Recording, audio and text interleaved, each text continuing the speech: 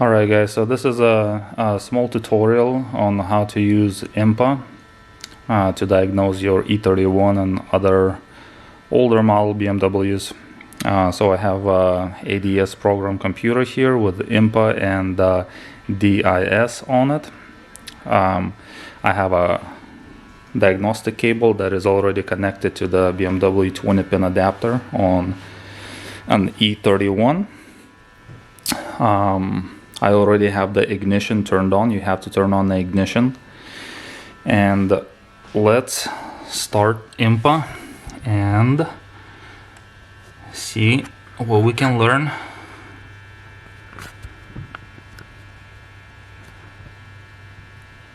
Okay, so we'll go ahead and start the Inpa.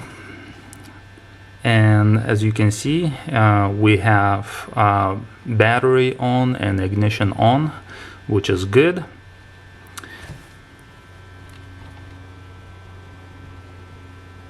There we go. And you can see there Shift F5 is for the older models. We'll do that because we have an E31 connected to it.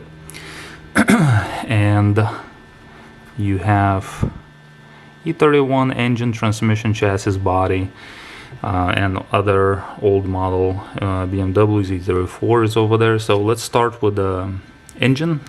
Double click or click on that. You have two banks, M70, right and left.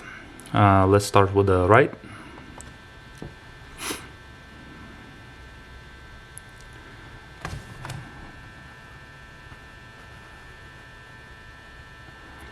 And you have all of these options here. So first you want to check the codes, which is F4, or you can just click it with a mouse, and then F1 to read memory. And we have no error codes, which is awesome. If you do have error codes here, it will tell you, it will break it down. It's 1 or 2 or whatever, however many codes you have. And you can clear them by clicking F2 right over here. Let's just do that, even though we don't have any codes. Memory cleared. All right. F10 to go back. And at the bottom there, you have a bunch of options there. Let's see if I can zoom in. You have F1 for info. That will just tell you the type of the DME you have, identification, serial number, whatnot. Those are pretty relevant. They don't do anything to diagnose the car. Code, very limited coding ability there. So you pretty much want to disregard that. What you're going to be interested in is F4 and F5. So if you click on F5 status, come on, there we go. You have reading digital status. The car is 1991, so there isn't much digital information there, but you can click on that and see what it is. There's just on-off indicators. Then you have analog F2, and that gives you a little bit more information. And let me see if I can zoom out a little bit. There we go.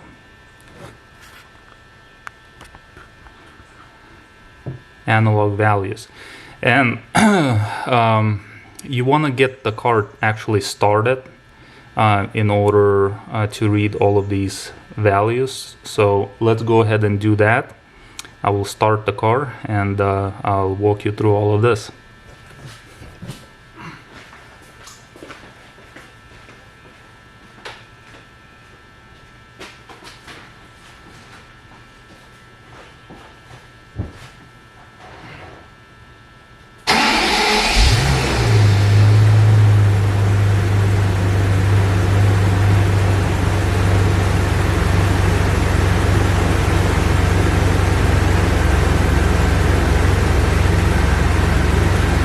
Okay, so everything kind of came to life. We have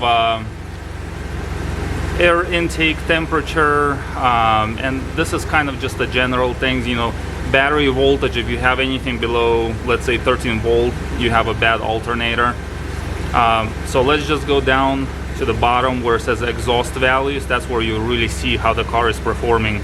The top indicator there, total air consumption, that is how much air is going into your engine.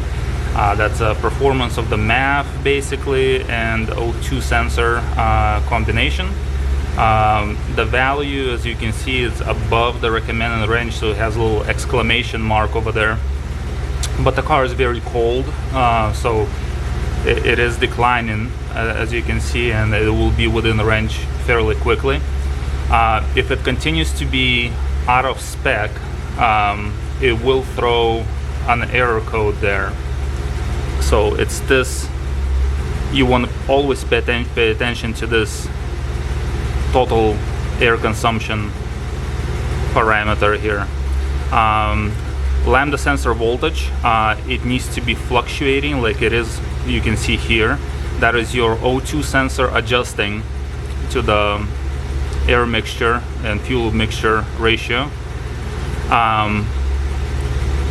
Adaptation value additive, that is your short-term fuel trim. As you can see, it's trimming a bit of a fuel here. It's still within a specified range, which is normal. Adaptation value multiplicative, whatever that is, but that is a long-term trim. So 0, is fine, basically it's right in the center. And the adaptation value TV is out of range in this car. That is your evaporative control, so I have to check kind of for vacuum leaks, and maybe I would say PCV valves or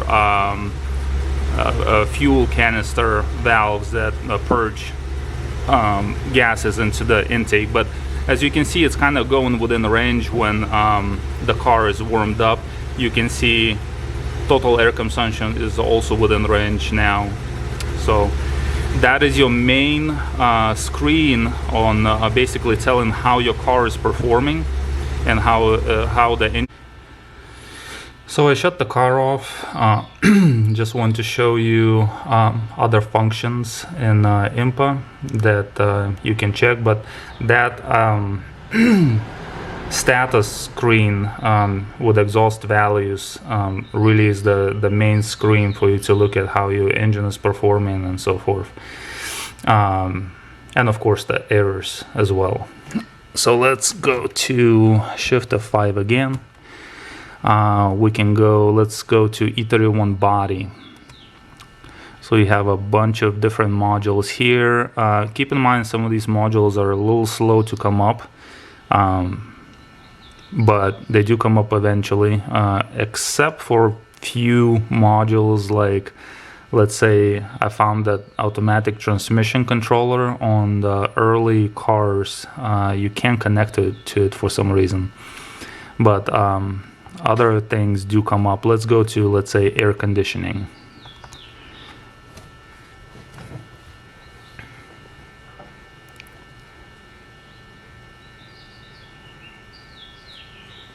As you can tell, it takes a little bit to come up, but it will come up eventually.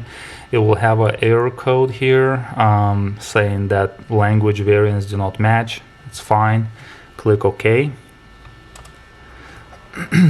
And then you have error memory and things like that. Let's see if we have anything in the error memory. I know this car has an issue with the air conditioning, so let's see what it come up with. Nothing. So no errors there. I know that this car has a busted condenser, but I guess it doesn't register in the error. So let's go F10 back.